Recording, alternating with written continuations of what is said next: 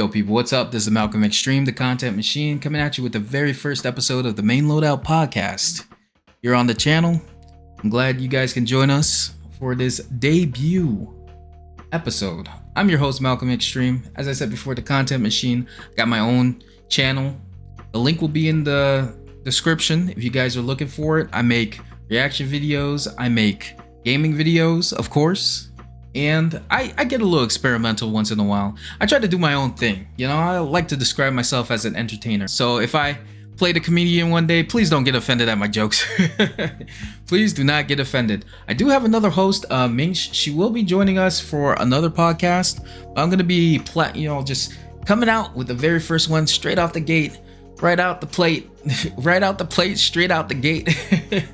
So I hope you guys really enjoy this first episode. We will be focusing on gaming in this podcast. So we'll be covering upcoming games, gaming news, gaming controversies, all that good stuff, or all that bad stuff, depending on the person. So I hope you guys really do enjoy our show. Comment, like, subscribe, hit the bell if you want more notifications from the Main Loadout Podcast. Maybe later we're going to be branching off into movie news, movie reviews, stuff like that. We're going to be talking about movies later, crazy news, and various other topics, just to keep this. Maybe it'll evolve more into a variety channel later, but we're going to be kind of sticking with just focusing on games for now. And the topics we're going to be covering today will be Peanut Butter the Gamer Dog. Never heard of a gamer dog before? I heard of a skateboarding dog. I've seen so many videos of skateboarding dogs before, but I've never seen a video of a gamer dog, and we will be covering that topic today. The purchase habits of gamers. There's some crazy statistics out there about gamers and their purchasing habits. We're going to be looking over that today as well. And yeah, that should be interesting. Dr. Disrespect, Rogue Company stuff. Dr. Disrespect is getting dropped by everybody he's associated with, and Rogue Company is dropping one of his skins, and we're going to be discussing that as well.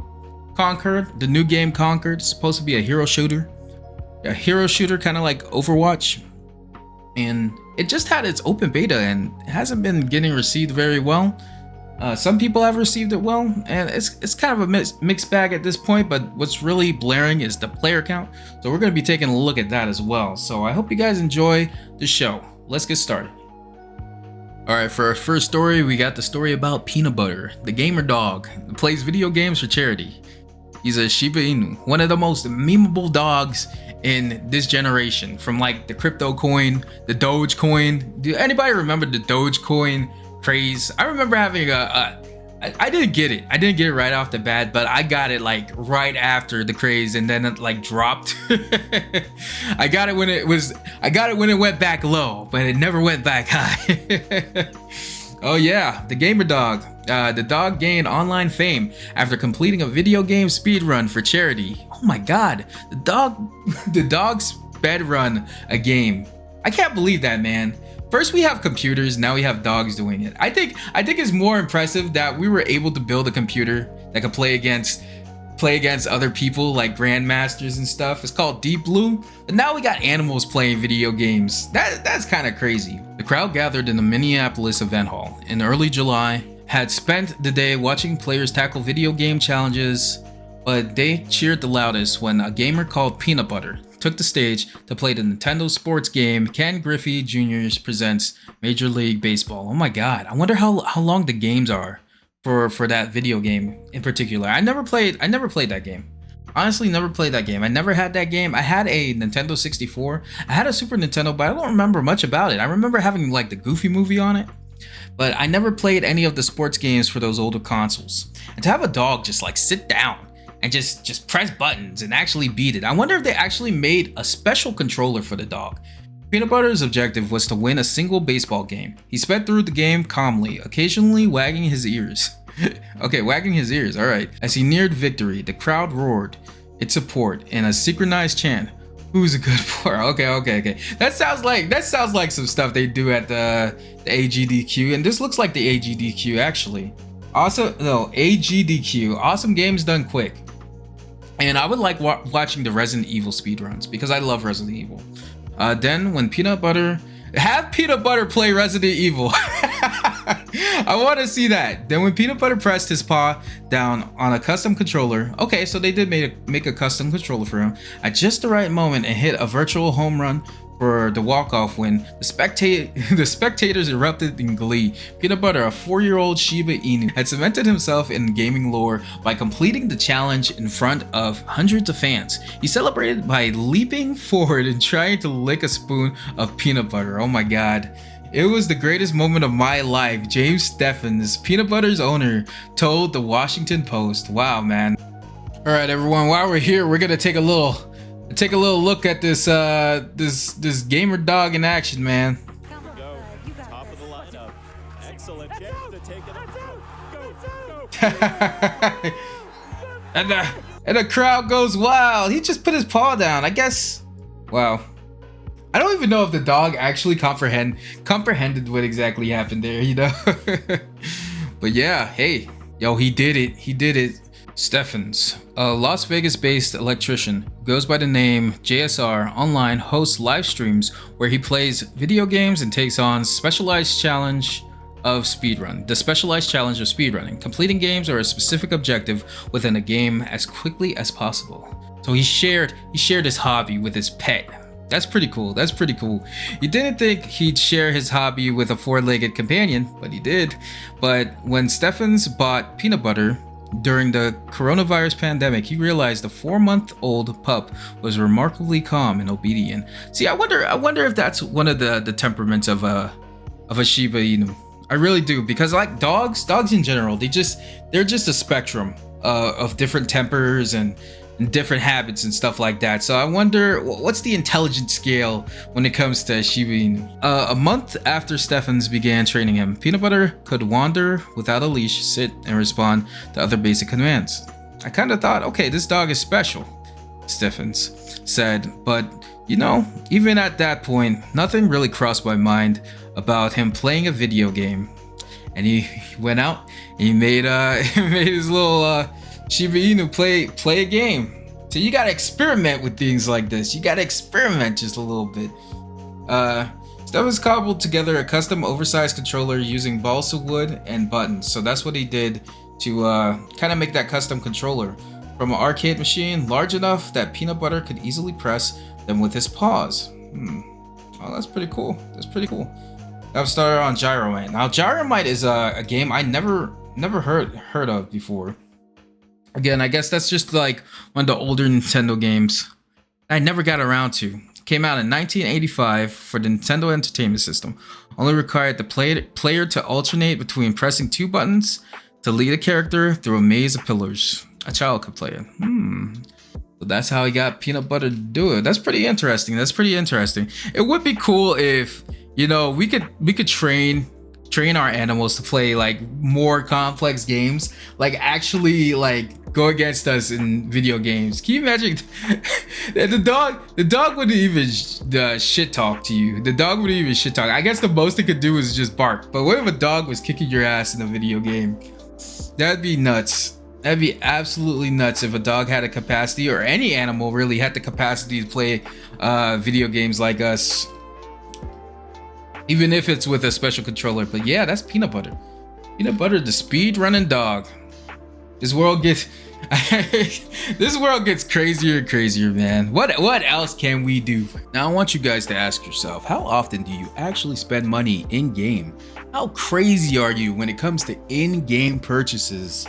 Some people get nutty with it. Some people have to have every cosmetic in the game. Some people have to have every boost in the game, every character in the game just bought with real cash, right in your hand, man. I think the first game I ever actually kind of spent money on, or when I was younger, my parents spent money on for me, was Gaia Online, of all things, Gaia Online. And well, according to this statistic, 82% of US gamers made an in-game purchase in freemium titles in 2023. We haven't got the 2024 results, but we got the 2023 results. A survey also found that 62% of adults aged over 18 engaged in gaming. Yeah, gaming is a tsunami, a freaking cultural tsunami, man. It just took the world by storm. You know, back in the day, only a few people, you know, only a niche group of people, used to play games. It was mostly like the kids, and all the adults were out, you know, working and hard working for us to buy the games for us.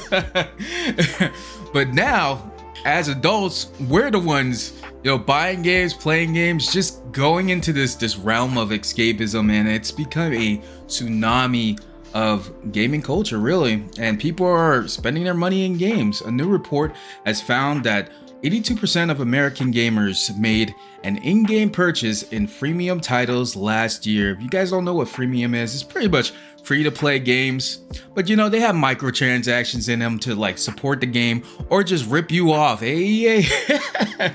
That's according to ComScore 2024 State of Gaming Report, published in partnership with in-game advertising platforms and Zoo. The report also found that 62% of adults over the age of 18 engaged in gaming, with millennials comprising 49% of the segment, followed by Gen Z at 13%. Of those surveyed, 77% play on more than one platform, with over a third regularly using a combination of console, PC, and mobile. Wow. I really do wonder, like, how much people really spend on mobile games. Like, I've heard some crazy numbers coming out there from like Diablo to Clash of Clans. Like, people really get into their mobile games, man. I think people really get into their mobile games just as much as people get into like their PC games, and it's on the go. So it's probably worse, you know? You're not at your desktop or your laptop or whatever when you're out, but you're on your phone all the time when you're out. I know I am. I'm on YouTube all the time. Whenever I have a break or something, I'm on YouTube, or whenever I just, you know, have the time to just stand around outside, I'm on YouTube, you know, listening to music or watching something. But like, people who get into mobile games on their phone, they're just out there, man. They're on that shit 24/7. I know it. US gamers spent 45 billion hours on gaming sites and apps last year, with esports becoming an increasingly popular activity.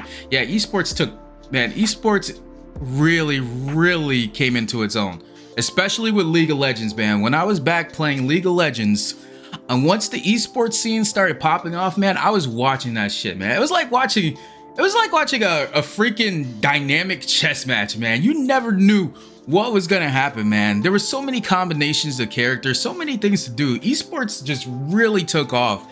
It's like my football, honestly. Like, I don't watch football, basketball that often. Like, sometimes I do when Tampa Bay is playing, but yo, when the esports is on, when League of Legends, the LCS was on, I was watching that, man. It's just that, you know, the American teams, once they got to the finals, they always lose to the Koreans or the Asian teams or some shit.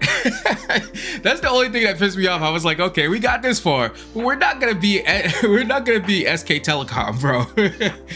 An estimated 86% of Gen Z and 80% millennials surveyed said they watched esports, while 53% of Gen Z and 61% of millennials said they engaged with esports content. Our 2024 State of Gaming report highlights the cultural significance of gaming and the vital role of gamer behavior for brands looking to tap into this dynamic and engaged audience, said ComScore Chief Commercial Officer Steve Bagdasarian? Ooh, all right, man. Yo, we be spending money on games, man. Like, what else are we gonna spend it on? Honestly, like, games I feel like are really the ultimate form of entertainment. I kind of like, I will sit down and watch a movie sometimes, but I feel like being interactive in a entertainment type of product, like having it interactive and me actually being in the game, playing the game, that is way more, how you say, satisfying. It was way more satisfying. And you know, what's a game that you guys spent the most money on? Like, what is the game that you guys spent the most money on? Mine would have been League of Legends at some point, but I think I spent more money on this one game called Ghost Recon Phantoms at one point. That's got to be the second game I spent the most money on. The first game I spent the most money on would probably be Apex. I'm trying to get it to 1,000 Apex packs, and getting to that point has probably raked my wallet up. Not the other word, raked. My wallet got raked by Apex, bro. But yeah, tell me guys, what is the game that you spent the most money on? Or if you're like a free-to-play purist and have never ever put your credit card into that game, tell me what you think. All right. Time for more Dr. Disrespect bullshit. Rogue Company Devs pulls all Dr. Disrespect content, offers Rogue Bucks refunds rather than real money. Now, if you guys don't know what Rogue Company is, I believe it's a third-person shooter that came out a while ago. Apparently, they had a promotion with Dr. Disrespect, but ever since that little alleged underage debacle, can we even say alleged now? I think in a Twitter post, Dr. Disrespect actually mentions texting a minor. So is it alleged now? I'm just gonna say alleged, just to be on the safe side. Hi-Res Studios has pulled all Dr. Disrespect content from Rogue Company after the streamer was still alleged to have sent sexually explicit messages to a minor. Have we ever? I actually wonder, are the messages out for us to see? Maybe I should do a little bit of investigative journalism to see that. Guy Beam, better known as Dr. Disrespect, was banned from Twitch in 2020 without explanation. Man, I remember when that happened. And everyone was like skirting around what he did. Like, there was so many content creators back in that time in 2020 that were like, oh, I kind of got an idea of what he did. I kind of heard about what he did, but I can't say much right now. There were so many people who were saying that, man. I was getting so pissed off to the point where I was like, I don't care anymore. I don't care. You guys don't know shit. We're never gonna know about it, but we know about it now. So that's a little bit of light in the dark. I'm glad for that. Last month, following a number of reports, Beam admitted he exchanged messages in 2017. So this happened a little while ago with a minor via Twitch's now defunct Whispers feature that sometimes leaned too much in the direction of being inappropriate. Yeah, see, that's the thing. I feel like we really still have to see the chat logs, man. We really do have to see the chat logs just to get a full, understanding of what was going on, man. But I think somewhere along the line, someone on Twitch staff messed up, and now legally, we can't even get those. We can't even get those legally unless they're leaked somehow, Subsequent reports alleged the minor had informed Beam they were underage, and Beam continued to send sexually graphic messages to them. Regardless, Twitch and Beam have not responded to IGN's request for comment. See, that's the thing, man. They're being so. I feel Twitch really covered things up. Like, Twitch covered things up so much that it's buried under freaking bedrock at this point, man. It's buried under bedrock at this point. Partners and sponsors like Turtle Beach 2K and the San Francisco 49ers. I didn't even know about that, man. I didn't even know the San Francisco 49ers was involved with Dr. Disrespect. But nowadays you're seeing VTubers sing in like baseball stadiums. There was this one clip of this VTuber, I forgot her name. I'm not really familiar with the VTuber scene.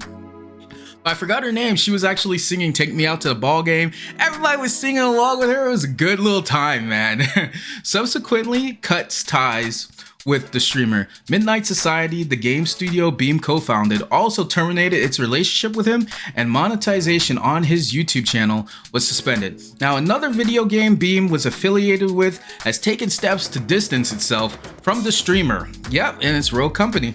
Rogue Company, I never really touched this game. And apparently it had like cosmetics, it had like skins, it had like other items, digital items in there for Dr. Disrespect. Dr. Disrespect. Beam had partnered with Rogue Company publisher Hi-Rez. Oh yeah, that's right, Hi-Rez did do this game. They're the same people who did Smite. Hi-Rez Studios, which is also behind Smite, and Paladins, to design his own level and even a $20 character skin. Okay, so it was only one item, okay? $20 character skin sold in the free-to-play third-person tactical action shooter. That premium content is no longer in the game. A statement published to the official Rogue Company X Twitter account has signaled the change. Hey, Rogue Company, we have disabled Dr. Disrespect content previously available on game. We will provide full Rogue Bugs refunds to any impacted accounts this week. See, that's the thing. Yeah, I think if the people who played the game had a choice whether to keep it or whether to exchange it for Rogue Bucks, would have been the more appropriate response. Like, I do not believe a company, like, once you sell something to the gamers who wanted to buy it, they shouldn't like forcefully just rip it out of the game unless it's like for like higher like legal reasons. And yeah, I don't know, man. Like, I really think the players should have a choice to exchange it for V-Bucks or to keep it, or just give them their money back. Honestly, just give them their money back. In recent years, interest in Rogue Company has dropped off significantly after a Steam peak concurrent player count of 12,189 set 3 years ago. That was the peak? That was the peak, only 12,000 players? But that's not taking into account, like, I guess the other platforms like Epic, I guess. They could have a little bit more of a player count. Nowadays, like, you never know what a game's player count could be, because there could be cross-platforming and there could be people playing on all sorts of platforms, just cross-platform. And I think that's really beautiful in games now. I'm going off a little bit, but now people from all platforms can play together.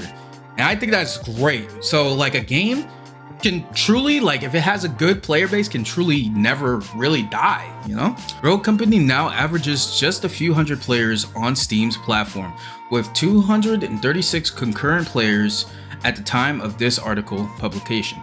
Indeed, Rogue Company hasn't seen a major update since 2023, indicating a deprioritization from Hi-Res Studios amid the upcoming launch of Smite 2. That's right, Smite 2 is coming out.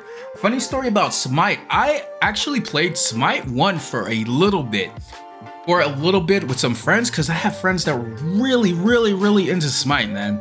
They knew their stuff when it came to Smite, and I think one of my friends actually still plays, and he just suffers through the long queue times. The queue times might have got improved a little bit since the news of Smite 2, so who knows, maybe I'll play Smite on my channel. It's fair to say that the decision to offer Rogue Bug refunds as opposed to real money refunds for the Dr. Disrespect content has sparked backlash from paying customers who would rather their money back than a virtual currency they deem to be practically useless.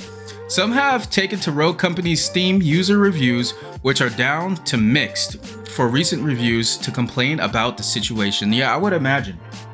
It says right here, where's my $40? I have no need for Rogue Bucks when you guys haven't updated the game in over a year. Bro, that is so true. That's so true. If the updates haven't been consistent for this amount of time, then real money should be fair compensation, man. Especially if this game is on the brink of death, you know? Especially if this game is on the brink of death, then real money should be the compensation for the skin. How about, since we paid you with real money, you provide real money refunds, said another. And that Robux, he's right, the Robux is useless. It's just useless currency at this point.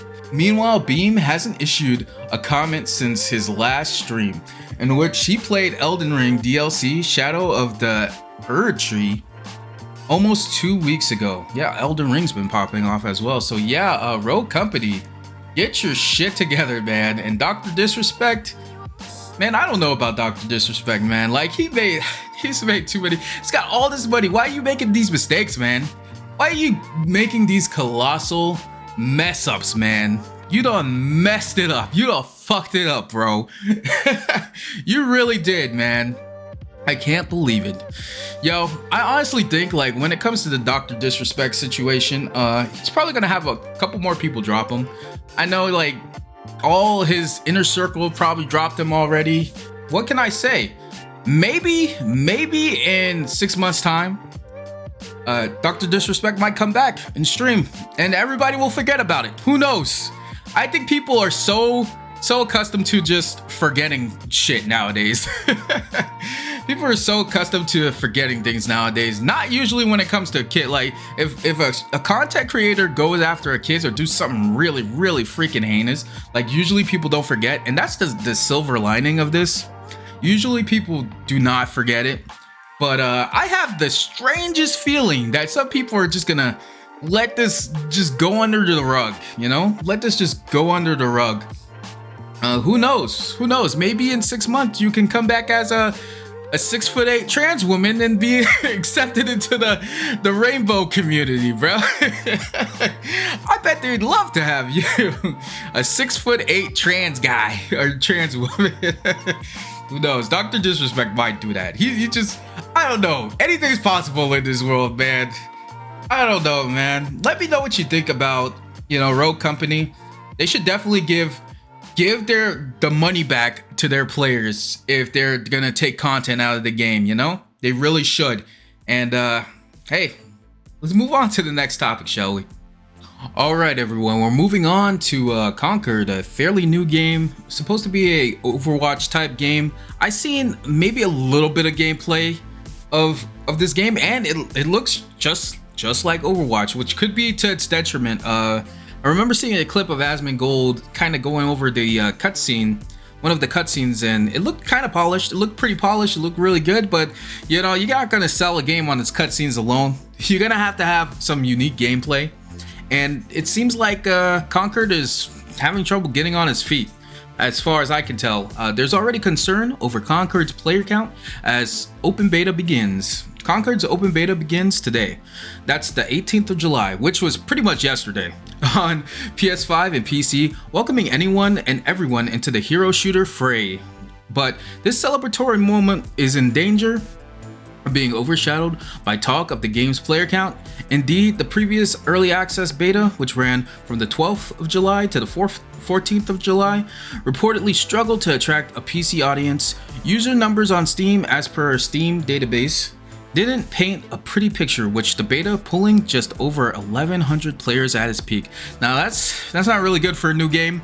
I believe the company really wants to attract people, just have like a really good turnout for its open beta release, and it didn't really receive that. And it's not out of the realm of possibility that the game will just flop on release. Kind of like Lawbreakers. I remember there was like the Lawbreaker game where it was pretty much, I don't know if it was a hero shooter or it was just a regular FPS game, kind of like Call of Duty arcade style game, where like the gravity was like the gravity would go out of control during the match, and I don't remember anything about the game. That's how redundant the game was when it came out. So it might be a repeat. It might be a repeat of that Lawbreakers instances where like the developer has a game that they developed and they're trying to get into the hero shooter market and it just doesn't work out. You got to do something really unique for it to actually land with people. You can't just be another Overwatch clone. As you can imagine, a lot of doom and gloom has spawned from such a realization, and many are already wondering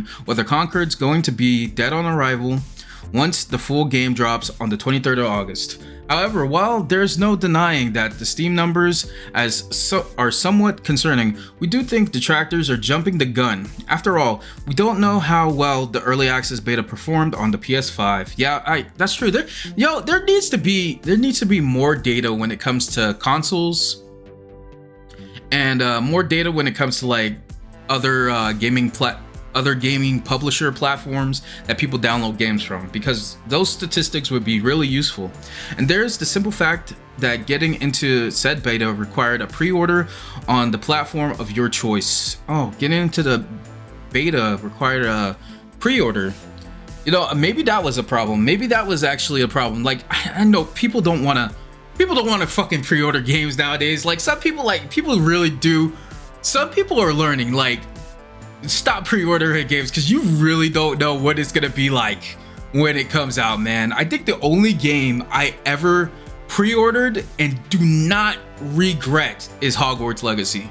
I pre-ordered that one, and as soon as I downloaded it and started playing it, it ran, well, I wouldn't say it ran perfectly, but it ran beautifully, and I did not run into a single freaking hiccup. as soon as I launched that game. That's the only game that seemed like I pre-ordered and it seamlessly worked. I know some people had problems with it, but I did not have any problems with Hogwarts Legacy. As soon as I downloaded it, I began playing it and I got through the story, and it was a beautiful game. It was a beautiful game. We need Hogwarts Legacy 2.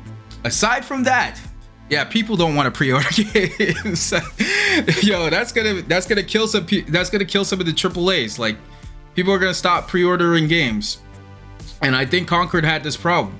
Given how divisive Concord's state of play reveal turned out to be, we can't imagine that hordes of potential buyers went out and immediately pre-ordered. Exactly. As such, this open beta should be a much better indicator of the title's eventual popularity. Will it though? All eyes will be on that player count over the next few days. Still, there was always going to be some discussion over Concord's $40 price tag, which could end up being a key factor in terms of the game's overall success. Even if it turns out to be the greatest PvP shooter the world's ever seen, it's going up against a slew of eternally popular free-to-play titles that offer incredibly similar gameplay experiences. Indeed. If you're gonna do a hero shooter, you're gonna pop a price tag on it. I think the price tag at least deters like some hackers from just spam hacking the game from like a free-to-play perspective. But like, if you're gonna put a price tag on your game, it better be unique enough to deserve that price tag. $40 for a game nowadays isn't bad. Because some studios have just gone all out with like some publishers and studios just all out with the freaking $7 price tag, which I don't believe is the way to go at all. With $40, that's a pretty decent price tag. But if you're gonna put a price tag on your game, make it unique and not just another Overwatch clone. Make it unique, a unique hero shooter with different elements. As far as I've been hearing, it's not providing that. So Concord might be a flop upon release, man. Nothing good. Let me know what you think about Concord. Let me know if you actually played the open beta for Concord. It's time to move on to some Star Wars news. Are any of you guys Star Wars fans? I love Star Wars. Well, I used to love Star Wars. I think the last thing from Star Wars I really seen was like the Mandalorian, the last Mandalorian season, and it was just I didn't really like it. I didn't really like the last season of the Mandalorian. Kind of became the Bo-Katan show. I think if they wanted to make a show for Bo-Katan, they should have just made a separate show for her.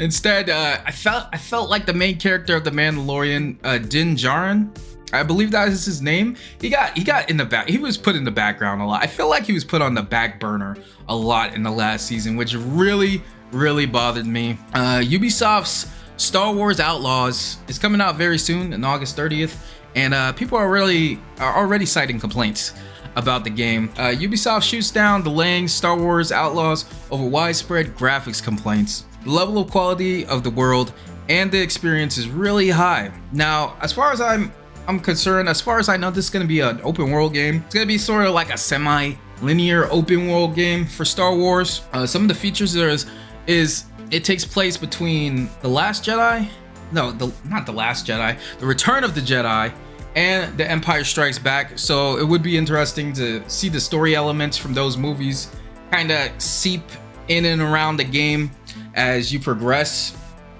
But you never know what Ubisoft as a publisher, man, you don't know what you're gonna get. Like, honestly, you do not know what you're gonna get with these AAA publishers nowadays, man. It could go either way. But apparently they have faith in the game. And after an outpouring of negative comments surrounding Star Wars Outlaws graphics, Ubisoft has said it won't delay the open world game and is confident that people will love it. Yeah, either that or they're gonna release it in a completely shit state and tell the people to deal with it until they refund their money. Earlier this month, IGN debuted 10 minutes of brand new gameplay for Star Wars Outlaws, seen in the video below. The video didn't go down well, with 13,000 dislikes compared to 8,000 likes. People still got access to the dislike bar, man. That extension is never going away. And the responses in the comments called out technical elements of the new Ubisoft game, like dropped frames, stuttering, and issues with ripples along sand dunes. Yeah, man, people are noticing this stuff. People are actually noticing this stuff. If you can't put out your gameplay demo perfectly, and it comes with a lot of graphical issues and a lot of technical issues, man, maybe the game isn't ready. Maybe the game isn't ready. You need to bite the bullet and just pull it back. Just delay it. Don't make this another Cyberpunk situation where you don't delay the game long enough to work on it and then it comes out completely messed up. That's one thing I didn't understand about the whole Cyberpunk situation, because people would have given them time. They were just trying to make that holiday quota. But people would have given them plenty of time. They would have understand, and the hype was still there for Cyberpunk. I did not witness the hype dying down for Cyberpunk, and it still came out shit. And Ubisoft, with this IP, they really need to take their time with it. It seems like corporate. This is what I call corporate confidence. like the PR person is just ahead, and he's talking about the game. He's like, people are gonna love it. It's gonna be great. Without truly knowing the state of the game or completely appreciating the state of the game. I don't know if that's someone for PR that said that, but man, it's starting to feel like corporate confidence right now. So we're gonna ignore the frame drops and San Andreas-like explosions. What comment reads? Yo, don't trash on San Andreas, man. That was epic back in the day. Those explosions were epic. Reads under the video, with another adding, why do the graphics look so poor and the particle effects to explosions in K's face? Referencing Outlaws protagonist K Vess. There wasn't a lot of love for the way Star Wars Outlaws looked, at least. Damn, so people are noticing this stuff. Like, I really wish, because the developer for this game is Massive Entertainment, and I'm pretty sure they're working hard on it and they have a deadline to reach, but like, yo, the publisher really needs to give these people time to perfect it, man. And if the people are noticing it now, like, what's the chances? I mean, people are gonna buy this game. Like, Star Wars fans, people who still have faith in Star Wars are gonna buy this, and then be surprised when the game doesn't turn out the way it is. The negative comments were enough to garner the attention of a Bank of America analyst who asked Ubisoft, Bank of America analyst? What is he doing asking questions?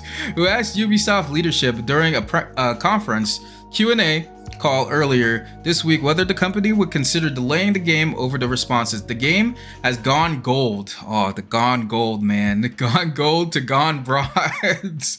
Like Cyberpunk. Another thing about Cyberpunk, I know I keep on segueing to Cyberpunk here, but like when the expansion came out, everybody was so hyped about it. Everybody was so hyped. They were talking about Idris Elba being in it and stuff. I'm like, did you guys fucking forget what CD Projekt Red did when it first launched Cyberpunk 2077, man? Did you guys just forget everything that happened around there? Man. Well confirmed for August 30th, said Ubisoft Chief Financial Officer Frederick Duguet. Duguet? That's an interesting name. We'll shortly be seeing more content of very high quality and multiple hours that will really show the depths of the open world that is a key element of the promise to enjoy the exploration of the galaxy with multiple planets. So that should bode well for the game in terms of high quality delivery. The Ubisoft CFO. Okay, so this is a CFO saying that. Man, I don't know, man. That just seems like corporate. That's like trying to keep things under wrap. They need more. We need more gameplay out. So he said they will release more gameplay so people can actually see it. But like, honestly, if this was like the debut of like 10 minutes of gameplay, it should have been at least near perfect, at least near perfect. People are citing so many issues, then there's a problem. There's a problem there. Ubisoft is also confident about the final product's graphics. As we've said, also for Star Wars, the level of quality of the world and the experience is really very high. There we go again. He's like, oh, it's really high. We swear it's really high stuff, guys. Please trust us. Promise. Ubisoft Chief Executive Officer Ves Guillemot, that's almost a Star Wars name right there, added, we are really leveraging our engine. Okay, so they have faith in the engine they're using. I wonder what engine they're using. And I think people will love it, Guillemot continued. Games Radar Plus recently went hands-on with Star Wars Outlaws and spoke to developer Ubisoft Massive about how it crafted the open world game story. Check out our full story. Okay, all right. So, hey man, I don't know, Ubisoft, you're playing around. You're really playing around. You've been playing around so much. You've been messing up so much. You've been coming out with so much mid content that I'm starting to think in the near future and making some questionable choices. I'm starting to think in the near future, you're just going to be one of those publishers that fizzle out along with all your studios. I'm not wishing the worst. Yo, you guys got to get back on it. You guys got to get back on it somehow, some way, somehow. So yeah, I might actually do a reaction to the 10 minutes of exclusive gameplay on my channel. We'll just have to see. And let me know what you think about Star Wars Outlaws, whether you've seen the gameplay, whether you're excited for Star Wars Outlaws as well. I know there's probably some Star Wars fans out there that's still clutching their pearls for Star Wars. Clutching their pearls. Is that the right terminology? Still holding out hope for Star Wars and want to see it do better. Want to see it do better throughout all the different mediums of entertainment that it has. Games, movies, TV shows. Man, pray for Star Wars. All right, guys, that's all I got for today. That's all there is to it on the Main Loadout Podcast. I hope you guys are enjoying the show. I hope you guys enjoy the format that I have right now. We're actually planning on doing like the whole duos things, because I have another host, Minxie, and she might be joining us very, very soon on a later show. Her life is really busy right now, and she really wanted to make it for this podcast, but she can't. So I'm going to be solo hosting for just a little bit, I hope.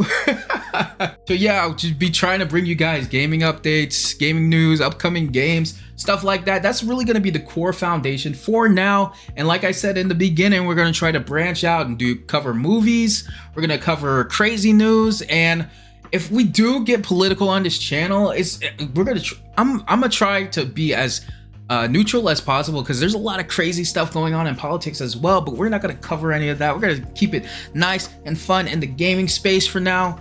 And if you guys want to see more of this show, make sure you hit the like button, hit the subscribe button, hit the bell for more notifications from the Main Loadout channel. And leave your comments. Leave your comments. Tell us what you would like to see. What you would like to see more of, because we will respond to you. Now is a fresh show. It's a fresh show. We're right out the oven, still building it, still evolving, and hopefully we evolve into something great here at the Main Loadout Podcast. So yeah, I think that will conclude the show, guys. Take it easy and stay loaded.